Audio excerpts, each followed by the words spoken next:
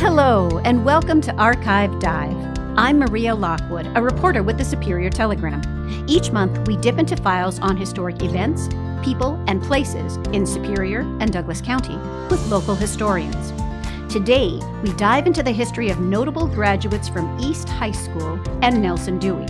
The list includes 2 Superior mayors, a football legend, the last of the great press agents, and a woman who wrote music books for children. We'll learn about the building of both schools, how the students and teachers survived the Great Depression and World War II, as well as the rivalry that grew between East and Central high schools. Helping us dive into the story today is local historian Teddy Meronek. Thanks for joining us, Teddy. Well, thanks for having me back, Maria. So you yourself are an East girl, aren't you? East Junior High. I'm the only one of my siblings that did not graduate from East High School. Okay. Yes. So I find it interesting. We have done numerous podcasts that kind of spotlight Central High School, but this will be the first that really spotlights East. I know. And I'm glad we finally got around to it because people have been giving me a lot of grief about that. Really? Yes. Always about Central, never about East. But, East was so much smaller than Central. Mm-hmm. And of course, Central was built before East High School was, so it had that advantage too. Okay. What was the difference in their ages? Well, Central graduated its first class in 1911, and East opened up in 1924, so there were 13 years difference there. Okay. So, and East and Nelson Dewey are pretty close to each other, right? Right, and they were... At one time, the high school in East End was Nelson Dewey because Nelson Dewey taught from kindergarten to 12th grade. Okay. But, by the 1920s, it was obvious that the school was not big enough, and it had been built in 1898, so it was showing its age by then. Mm-hmm. And one of the saddest stories I read about the school was parents were concerned about the safety of the building. Because it was so old and they were worried about fire. And so they approached the board and the fire department agreed, something has to be done. And they suggested maybe a fire escape. And the board thought that was a good thing to build the fire escape because it would cut down on fatalities by 50%. And I thought, well, 50% does not seem like enough when it involves children's lives. No. But they never had a fire. At Nelson Dewey? They never had a fire. They eventually tore down the school and built the new Dewey in 1935. Okay. So the building did survive. It was another one of those Superior fireproof buildings. Right. But they had a lot of interesting people who went there and who taught there. Excellent. So Nelson Dewey was 1800s, you said? I think 1889, 1890 when they built the building. Okay, so that's when they graduated their first class. So they actually predate Central. Yeah, they had, Nelson Dewey had 3 girls in their first high school graduation class. Oh, wow. Yeah, and so Central, of course, was, the precursor to Central was Blaine. Right. So that school had been built probably around the same time as Dewey. Okay. Do you want to start with Nelson Dewey graduates and school, or do you want to start with East High School graduates Nelson and school? Dewey, because there's such an interesting group of people there. Okay, tell me about it. I will have to say that Ned Alvord, he's probably one of my favorite Superior characters. And the Alvord family lived in East End, and the family in itself was interesting, but he had a brother who was a very good artist. And the library has at least one book by him that he wrote about Paul Bunyan and did the artwork. And he used to work for the Telegram too. Okay. He did cartoons for them, like political cartoons. But Ned was his older brother and he graduated sometime, I think in the 1890s, or maybe it was a little later, from Nelson Dewey. And he was referred to as the greatest press agent in the country. He started his career out by hanging advertisements for Barnum and Bailey Circus.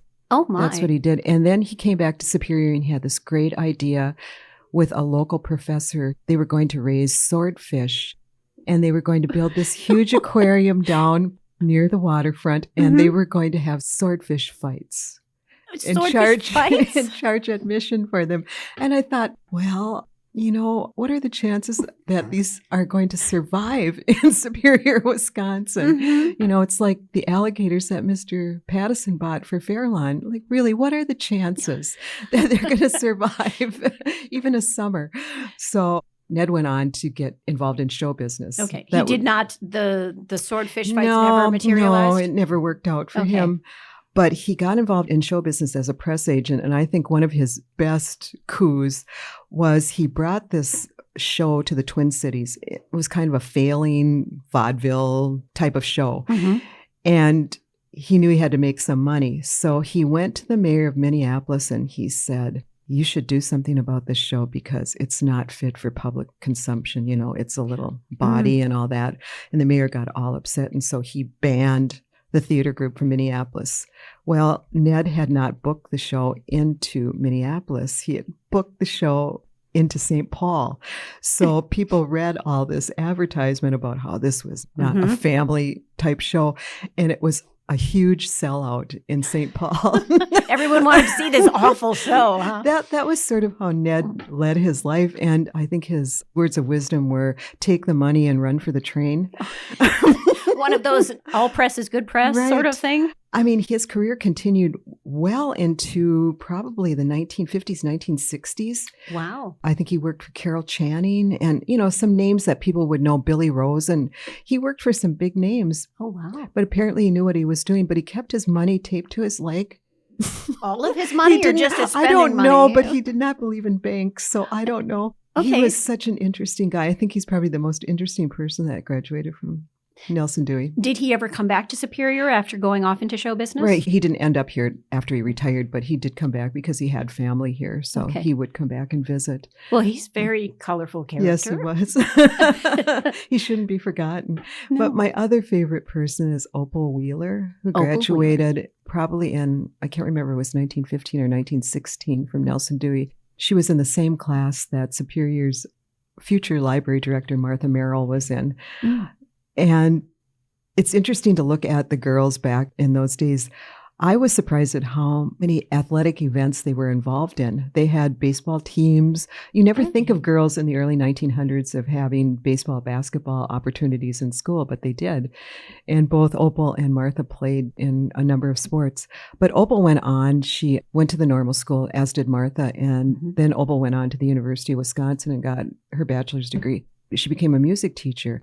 But she started writing books for children about famous musicians, famous composers. And she did that. And she also did books that collected together hymns and other songs for children and published those. And one of her books in 1947 was a Caldecott Honor Book, which is really given to the artist who illustrates the book. But, you know, it depends on the story, too, so that she was really well known. Well, this is the interesting thing I think about Opal. Well, she had two sisters. One was named Pearl and the other was named Ruby. And I looked in the city directory, and at one time her dad was listed as a minor. So I'm not sure if that had anything to do with the names. But she went to Delaware and taught school, and somehow she ended up in New York City, and she ended up marrying the man who was the president of E.P. Dutton Publishers, which were a huge publishing firm in the 1940s and beyond. And he was 72 years old, and they did the announcement in the Time magazine, and it said something about he was notable for his pink shirts, his white whiskers, and his tirades to the trade, meaning the publishing industry.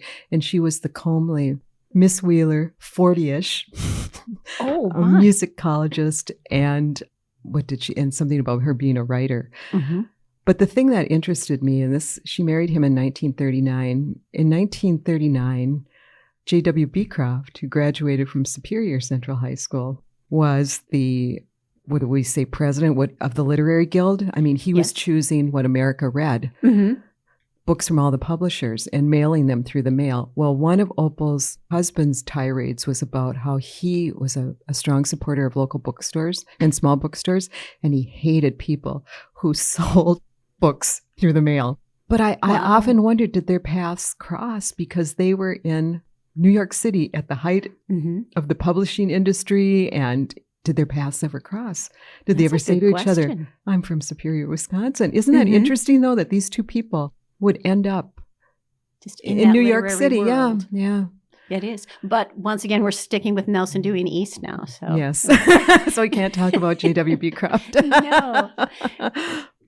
It wasn't Edith Carlson a graduate of Nelson Dewey? Edith was too, yeah. She's another podcast gal that we've had on here. Yeah, who went on to want to build her Frank Lloyd Wright house, but that didn't happen, when you go through the yearbooks, you recognize a lot of names of Mm-hmm. people who were probably lawyers and bankers and Okay. other people and teachers in Superior. It doesn't have quite the range of people that Central did, Mm-hmm. either Nelson Dewey or East, because it was a much smaller school. Right. You told me what, about a third the Yeah, size? probably, I think, yeah. Okay. So, Excellent. Any other notable Nelson Dewey graduates we should touch on? Trying to think, but I don't think I know anybody else. Okay. Then we'll switch gears to East High School. Yeah. Now, East High School was built, you said, in... It opened in 24. 24. Okay. They decided in 22 to build the school, and they hired a contractor from out of town. And I think they started building, I don't know if they started building in 22, but the contractor went bankrupt in the middle of the job. Oh. No funds. He had no funds left to finish the building. Oh. And he sort of left them hanging. They had paid $15,000 for the lot. First Presbyterian Church stood on that site before East was built. They tore down the church, and the congregation built a new church about 5 blocks north of East. And so, yeah, they're in the middle of this. They had to hire a new contractor. And this first contractor had done some, trying to make up for the loss, some shortcuts and things that caused a lot of trouble with the actual building later on, had to do with the pilings. And so they always had trouble with the foundation at East because of this first contractor. Oh, no. And so things were delayed, and they didn't open the new school until the middle of the 1924 school year. So they didn't have a football team that year, so they couldn't play Central. But that was the biggest day in the school year for the East High students, was the day that East and Central played football against each other. In 1925, East beat Central, which didn't happen all that often, but they did. And I guess the party lasted all night in East End because they were celebrating. And what people don't know about East End now is, I grew up in East End, so I remember that it was just like a small town.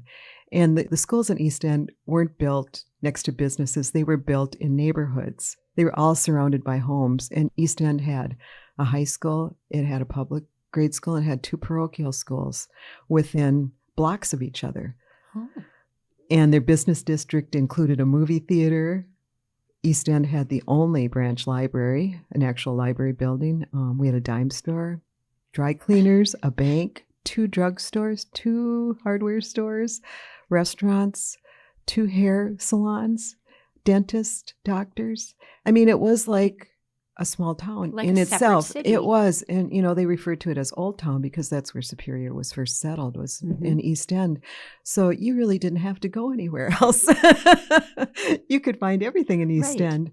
And the community, I think, was very involved in the schools. Well, because the schools were right next to them. They were right next to, they were your neighbors. And I remember when I was going to school at St. Adalbert's, when East High had their homecoming parade, we would get out of school and the parade would come by our school. I mean, they could change the routes, whatever they wanted to do in East End. So they would come right by our school and we could see them. And that was a big thing when you're a little kid. But it was a tight-knit family. I think that's how you would have to describe East. Okay. And that puts into better perspective the rivalry, because today the schools are central and everybody kind of mingles, but back then they were more 2 separate communities. Right. And I always thought, well, because my siblings had graduated from East, that's where I was going to graduate high school.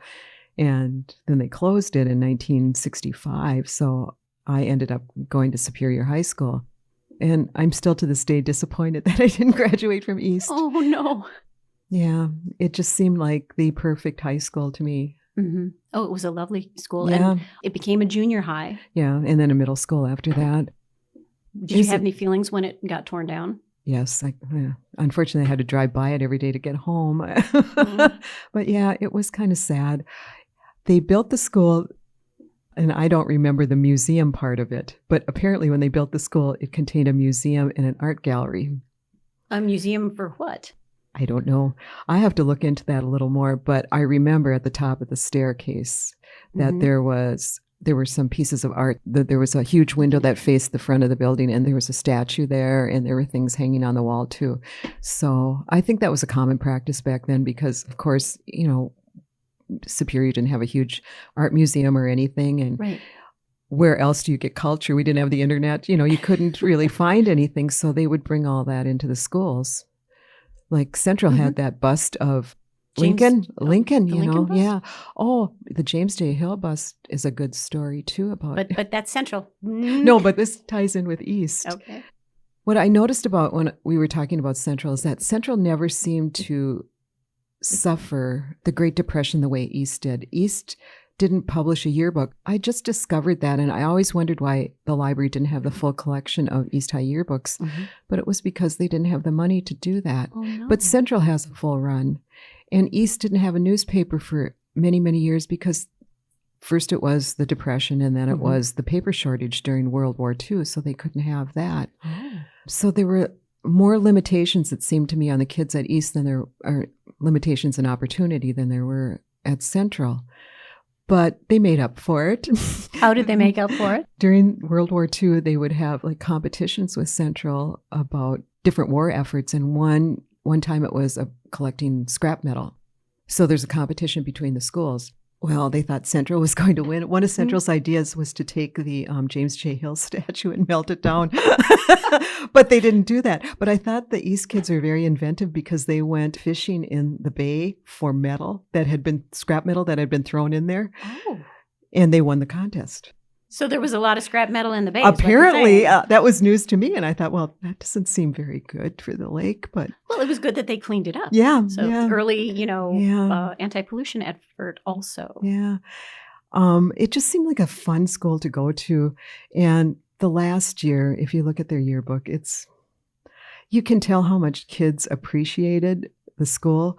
The first page of their yearbook had a picture of one graduate from every class that graduated from East High School, and they were seated or standing in front of the main entrance.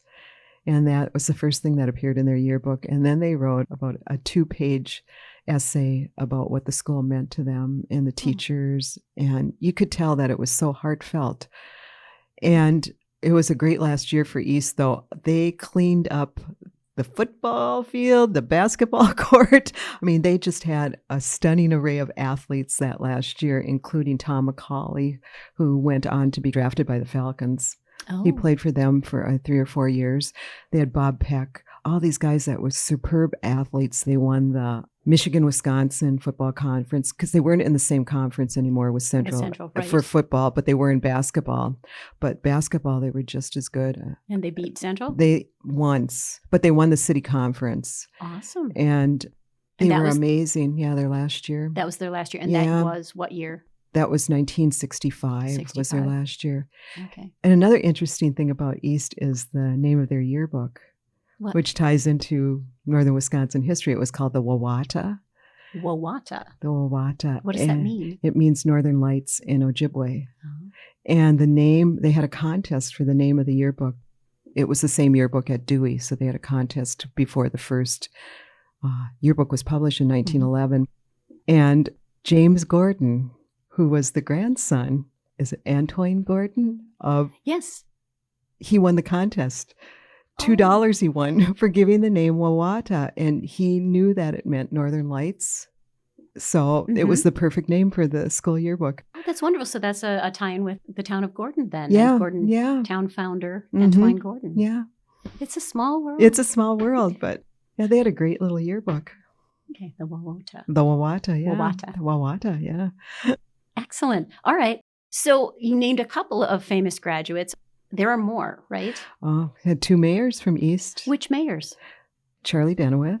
Okay. He graduated in 1931, and then Bruce Hagen, and I think Bruce graduated in maybe 64. Just before the school closed. Yeah, one of those last graduates. And he was graduate. mayor twice. Twice, yeah. And then, Tom McCauley, but the biggest name, of course, is Tuffy Lehmans.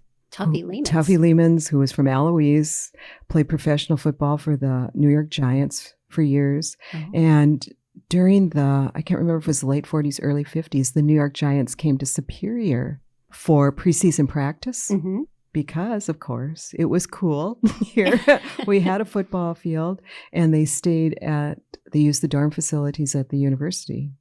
Excellent. And that was because Tuffy of on the Tuffy. team at Well, the time? Tuffy wasn't on the team, but he was still involved with them. So he was the one that, brokered the idea of why don't they come north to Superior to practice. So How many years did they come? I don't remember now. Was it 2, 3 summers? Yeah. Excellent. Yeah. So, And that would have been right about the time Bud Grant was in yeah. town. So you got to wonder about the connections. Yeah. That's Central again. Yeah, right. Yeah. Central always has a way of creeping into the East High story. But the rivalry, I don't think people in Superior understand what the rivalry was like in those days between the two schools. Well, what was it like? It was mayhem. You mentioned the all-night party when they won. Yes. What are some of the other incidents that happened? I don't remember. I was too young. But I do remember, because my family is divided. My sister married someone from the North End and went to Central, and my brother married someone from the North End who went to Central. So even years after they graduated, there was still, if East and Central were playing, it was still a rivalry. It never goes away, ever. Where are you from? Oh, you went to Central. Yeah, but I never felt that way, during junior high or anything. It wasn't that big a deal like it was for high school. Right. But then East added on to their school in about 1956 or 57. And I thought, did they know what was going to happen, in another 10 years, that there wouldn't be an East High School? So I don't know how soon they started planning the new school, but I look at it. I don't look at my high school years with the sort of fondness that I found in the East High School, their last yearbook, because there were so many people. It was just overwhelming. Right. You were among the first students to step foot in what was then Superior Senior High School. Senior high school in the baby boomer years, and then Cathedral High School closed down when I was there. So you go to shifts. We had 3 shifts of students, and it's not the kind of high school experience I remember as a little girl looking through my sister's yearbooks. And I think, oh, that's what it's going to be like. No, it wasn't. That reminds me of recently COVID. When that happened, my daughter was in middle school and they put them on shifts. So every other day they were only with half of their class. And that's kind of what you experienced, being with only a third of your class for only a part of the day. Right. And you didn't get to know a lot of people. You didn't see a lot of your friends. The one benefit I can see to, having the combined school in Superior is that you met people from other parts of town. Because if you lived in East End, there was no reason why you were going to go to Billings Park. South End? Are you kidding? No, I'm never going out there. So that was a benefit.